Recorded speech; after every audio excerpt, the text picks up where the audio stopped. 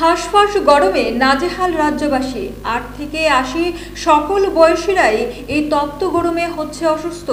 তাই প্রচণ্ড গরমের হাত থেকে রক্ষা পেতে মহকুমা হাসপাতালের স্বাস্থ্য আধিকারিকের সতর্কবার্তা।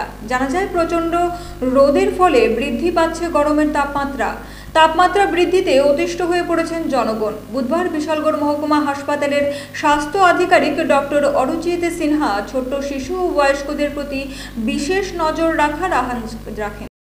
ঠান্ডা অতিরিক্ত রোদ পড়ছে, এই বিষয়ে আপনি কি বলবেন? ছোট বাচ্চা থেকে বড়রা কিভাবে চলতে হবে বা কি খেতে হবে যদি একটু বলেন। আসলে দেখুন, আমরা তো সামার সিজন এখন চলছে, গ্রীষ্মকাল চলছে, এবং আমরা খেয়াল করে আপনারা দেখবেন, খেয়াল করে দিয়ে জানেন কিন্তু তাপমাত্রা অত্যন্ত বেড়ে গেছে।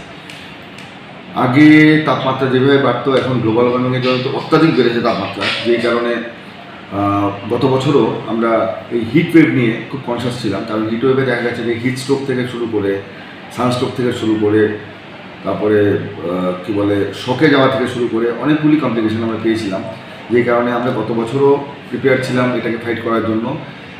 এবং এই বছরও আমি অলরেডি ইনস্ট্রাকশন পাস করে দিয়েছি আমার সব স্টাফদের কাছে যে যেহেতু অত্যন্ত গরম পড়েছে, আমাদের একটা মানে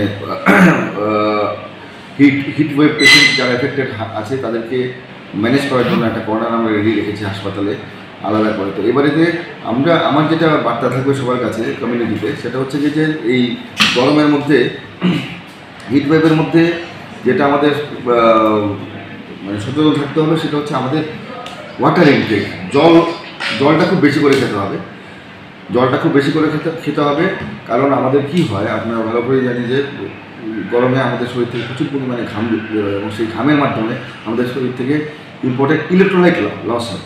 তো এই ইলেকট্রোলাইট ইমব্যালেন্সে গিয়ে কিন্তু শরীরটা খারাপ করে।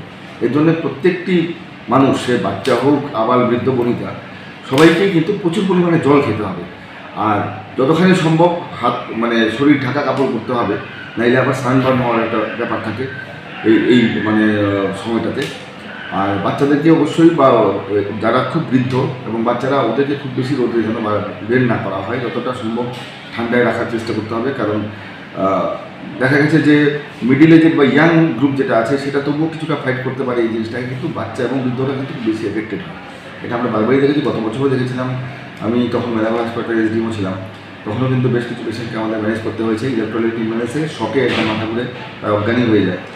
তো এই জিনিসটার ভয় এই বছরও পাচ্ছি, কারণ যেভাবে গরম পড়েছে হতেই পারে, যে কারণে প্রত্যেকটি হাসপাতালে আশা করি প্রস্তুত আছে। আমি বলতে পারি যে আমার সাব ডিভিশনে আমি প্রত্যেকটি হাসপাতালকে বলে দিয়েছি, আমার 4টে হাসপাতাল আছে ইনক্লুডিং দিস এসডিএইচ। তো সাফিসিয়েন্ট পরিমাণ যেন আইভি ফ্লুইড, স্যালাইন যেন আমাদের মজুত রাখি আমরা। আর একটা কর্নার আমাদের ডেডিকেটেড রাখতে হবে এই হিট ওয়েভ এফেক্টেড যারাই আসবে, এদেরকে ম্যানেজ করার জন্য এসি লাগানো একটা রুম হলে খুব ভালো হয়, যেটা আমি এখানে অবশ্য করতে পেরেছি। তো যে হাসপাতালে সম্ভব হয় না, অ্যাটলিস্ট এমন একটা রুমকে বাছাই করতে হবে যেটা মানে তুলনামূলক ঠান্ডা থাকে ঘরটা, এবং ওখানে ডেডিকেটেড 2-3টে বেড আলাদা করে রাখতে হবে। এবং স্টাফদেরকে এই ব্যাপারে একটু অ্যাওয়ার করে দেওয়া দরকার, এবং তাদের অলরেডি মানে অ্যাওয়ার করে ট্রেনিং দেওয়া আছে যে কীভাবে ম্যানেজ করতে হবে। তো এর জন্য আমি প্রস্তুত আছি এটাকে, কিন্তু মানুষও যেন একটু সচেতনভাবে চলেন। এতে করে আমার মনে হয় যে হিট ওয়েভের যে কমপ্লিকেশনগুলো